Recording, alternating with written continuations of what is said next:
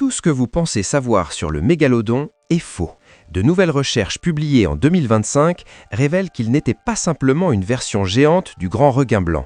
C'était quelque chose de bien plus colossal, de plus complexe et de plus terrifiant.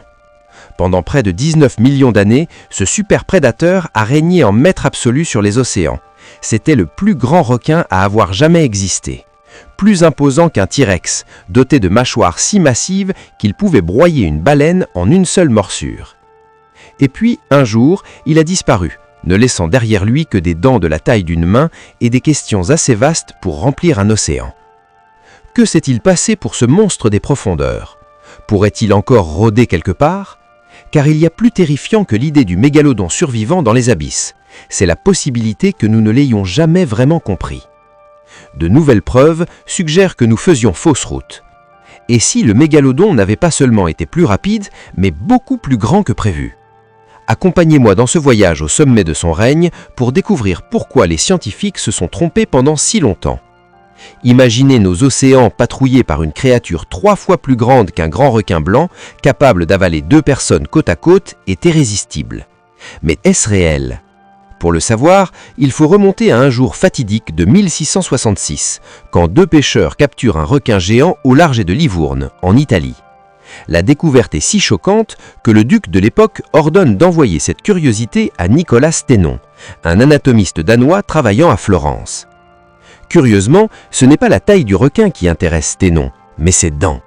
Il remarque qu'elles ressemblent trait pour trait aux glossopètres, ces roches triangulaires que l'on prenait depuis l'Antiquité pour des langues de dragon ou de serpents pétrifiés. Sténon postule alors que ces roches sont en réalité des dents d'anciens requins figées dans la pierre. Il affirme que les couches de roches se forment lentement avec le temps, capturant un instantané de l'histoire. Cette observation allait changer le cours de la paléontologie pour toujours. Il venait de comprendre la nature des fossiles. Quel est le lien avec le mégalodon? Comme les requins n'ont pas d'os, leur squelette est en cartilage, leurs dents sont souvent les seules parties qui survivent.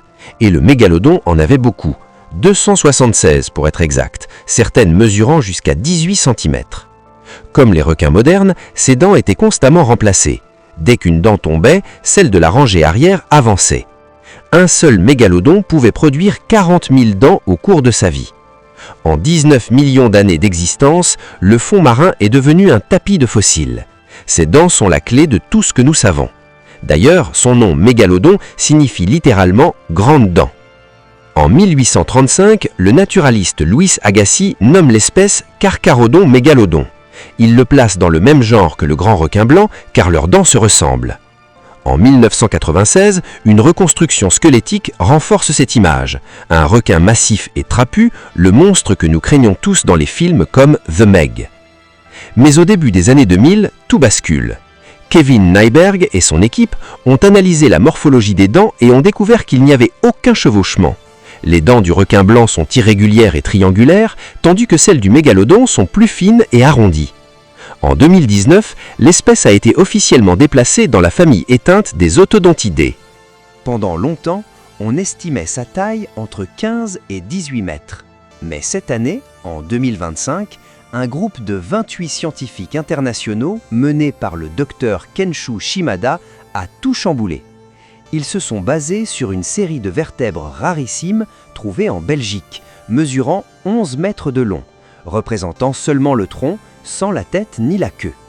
En comparant ces données à 165 espèces, ils ont découvert une erreur dans les calculs de proportion. Le mégalodon n'était pas un tank musclé, mais un poisson beaucoup plus fuselé, mince et allongé. Plus comme un requin citron que comme un requin blanc. Cette nouvelle silhouette hydrodynamique lui permettait de réduire la traînée dans l'eau et de nager bien plus efficacement sur de longues distances. Les résultats sont vertigineux. Certains spécimens, basés sur des vertèbres de 23 cm de large trouvées au Danemark, auraient pu atteindre 24,3 mètres. C'est 10 mètres de plus que nos anciennes prédictions. Ils rivalisaient avec la baleine bleue et pesaient près de 94 tonnes. Sa mâchoire était plus plate, presque écrasée, et ses nageoires pectorales étaient démesurées pour soutenir son poids immense. L'étude révèle aussi un détail perturbant. Les vertèbres fossilisées suggèrent que les bébés mégalodons naissaient déjà géants, mesurant entre 3,6 et 3,9 mètres. Pour atteindre cette taille avant la naissance, ils pratiquaient probablement le cannibalisme in utero. Les embryons les plus forts mangeaient les œufs non éclos pour faire le plein d'énergie. La loi du plus fort commençait avant même de voir le jour. Comment un tel dieu des océans a-t-il pu s'éteindre il y a 3,6 millions d'années? La théorie du froid est souvent avancée, mais les données de Catalina Pimento prouvent que le mégalodon pouvait vivre dans des eaux froides. Il était mésotherme, à sang chaud. La vraie raison? La disparition de ses proies préférées, les petites baleines et dauphins. À l'époque du Pliocène, 36% des grandes espèces marines ont disparu. Le mégalodon s'est retrouvé forcé de rivaliser pour la nourriture restante avec le grand requin blanc. Le requin blanc plus petit avait besoin de moins de nourriture. Le mégalodon, lui, était piégé par sa taille immense. Il a fini par s'éteindre, victime d'une famine planétaire au ralenti. Est-il encore là? Certains documentaires de 2013 ont affirmé que oui, montrant des baleines attaquées et des ailerons de 2 mètres. Mais c'était une mise en scène avec des acteurs. Les témoignages de 1918 ou 2022 se révèlent être des erreurs d'identification, souvent des requins pèlerins. L'argument « on n'a exploré que 5% des océans » ne tient pas ici. Un prédateur de cette taille laisserait des traces. Les orques et les requins blancs n'auraient jamais pris le trône s'il était encore là. Et surtout, les baleines sont devenues 2 fois plus grandes après l'extinction du mégalodon. Sans leurs prédateurs, elles ont pu exploser en taille. C'est ainsi qu'est née la baleine bleue. Même l'idée qu'il se cache dans la fosse des Mariannes est impossible. Il n'y a pas assez de nourriture là-bas pour nourrir un monstre de 24 mètres. Les poissons les plus profonds ne font que 20 cm, car les ressources sont trop rares. Le mégalodon est bel et bien mort, mais son mystère est plus vivant que jamais. Comme dans tout bon polar, on n'a jamais retrouvé le corps complet, seulement des indices éparpillés. Alors d'ici là, imaginez-le comme ce requin citron titanesque, maître d'un monde disparu. Merci d'avoir suivi cette enquête jusqu'au bout. Si vous avez appris quelque chose aujourd'hui, laissez-moi un petit emoji citron en commentaire pour saluer le nouveau look du mégalodon. Votre soutien est essentiel.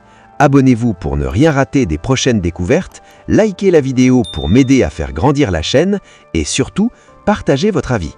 Est-ce que ce nouveau mégalodon plus long et plus fin vous effraie encore plus que l'ancien? J'ai hâte de vous lire. On se retrouve très vite pour un prochain voyage.